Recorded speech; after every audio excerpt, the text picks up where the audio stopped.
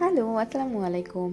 তারপর সকালবেলা হচ্ছে আমি মিষ্টি অর্ডার করে ফেলি, যেহেতু ডালা সাজানোর জন্য মিষ্টিটা দরকার। আর আমি মিষ্টির ডালাটা যেদিন নিয়ে যাব 3 তারিখ, সেই দিনই অ্যাকচুয়ালি মিষ্টি অর্ডার করি, কারণ যাতে মিষ্টিটা ফ্রেশ পাওয়া যায়।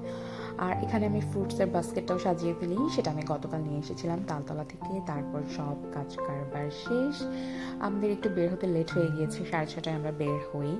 আর যাব আমরা হচ্ছে মিরপুর 12-তে। সো পৌঁছাতে পৌঁছাতে আমাদের বেশ লেট হয়ে গেছে। আর নিচে আমি তো এগুলো কাভার্ড ভ্যানে করে আগে পাঠিয়ে দিয়েছি, অ্যান্ড তারপর নিচে এসে লেহেঙ্গাগুলো সেট করে দেন হচ্ছে উপরে উঠলাম। আর এই হচ্ছে আমাদের প্রিটি ব্রাইড, এখানে ওর হাতে মেহেদি দেওয়া হচ্ছে। আর আমরা যা জিনিসপত্র সব নিয়ে এসেছিলাম, আমি তো বাসায় অ্যাকচুয়ালি কোনো ক্লিপই নিতে পারিনি, তো ভাবলাম এখানে একটা ফাইনাল শট নিয়ে রাখি আমার জন্য। অ্যান্ড অলরেডি আই গেস আপনারা দেখে নিয়েছেন ডালার রিলটা, আমি অনেক আগে এটা আপলোড করে ফেলেছি, এখন ভিডিও আপলোড করছি। এইরকমভাবে ছিল আমার সাজানো ডালা। কেমন লাগলো কমেন্টে আমাকে অবশ্যই জানাবেন। অ্যাকচুয়ালি খুব একটা ডালার এক্সপিরিয়েন্স নেই বললেই চলে, বাট এই ধরনের ক্রাফটের কাজ বলি বা সাজানোর কাজ বলি, সেগুলো আমার আগে থেকেই করা হয়েছে অনেকবারই। কারণ যেহেতু ক্যাম্পাসে যখন ছিলাম, তখন টুকিটাকি কোনো কাজ বা কারো বিয়ে শাদী এগুলোতে আমি হেল্প করা যদি বলি, তো হেল্প এগুলোতে করেছি অনেকবারই। অ্যান্ড সেইখান থেকে কিছুটা এক্সপিরিয়েন্স আছে, যা যা হয়তো বা এবার একটু কাজে লেগেছে। বাট একদিনের ভেতরে না হয়ে যদি আরেকটু সময় পেতাম, হয়তো একটু রিল্যাক্সভাবে কাজটা করতে পারতাম। আর লেহেঙ্গাটা অ্যাকচুয়ালি তাড়াহুড়ো করেই আমাদের অ্যাকচুয়ালি উঠানো হয়েছে, যেহেতু বললামই যে ডালাটা এসেছে কাভার্ড ভ্যানে। আর তারপর এগুলোকে আমি নিচে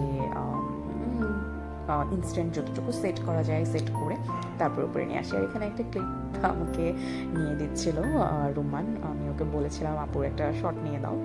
তারপর আন্টি খুব তাড়া দিচ্ছিল যে তোমরা খাবার খেতে বসে যাও, কারণ অ্যাকচুয়ালি অনেক রাতও হয়ে গিয়েছিল। আর এসে আমরা আর অন্য কিছু ট্রাই করিনি, সো একদম ডাইরেক্ট খেতে বসে যাই। আর আমার সাথে হচ্ছে আমার এক সিনিয়র আপু, শাহিনুর আপু, নিশ্চয়ই আমার অনেকগুলো ভ্লগেই তাকে দেখেছেন আপনারা। সে আমার সাথে গিয়েছিল। আর এখানে স্বর্ণাকে আমরা একটু টিজ করছিলাম যে এইভাবে পোজ নাও, ওভাবে পোজ নাও, কারণ 5 তারিখ আর 7 তারিখ তোমার মেইন ইভেন্টে তোমাকে এইভাবেই ইরিটেট করা হবে, বা এইভাবেই তোমাকে অনেক পোজ দিতে হবে, তো আগে প্র্যাকটিস করে নাও, এইরকম আর কি। তারপর এখানে বাবুকে আপু একটু কমফোর্টেবলি খাওয়াচ্ছিল, যেহেতু ছোটো মানুষ, ক্রাউডে খুব একটা ওরা কী বলবো হ্যাপি থাকে না অ্যাকচুয়ালি। আর আমি আমার মেয়েকে নিয়ে আসিনি, বাসা শিফটিংয়ের সময় থেকে অ্যাকচুয়ালি ও আম্মুর কাছেই আছে। অ্যান্ড আমার মেয়ে আলহামদুলিল্লাহ আমার মার কাছে বেশ কমফোর্টেবল থাকে। সো মেয়ের ব্যাপারটা নিয়ে আমার এই 2-3 দিন একটু মানে ওয়ারি হতে হয় না আর কি। এনিওয়েজ, নেক্সট কোনো ব্লগে আপনাদের সাথে আরও ইন ডিটেলস কথা হবে। আজকে তাহলে আসি, আল্লাহ হাফেজ।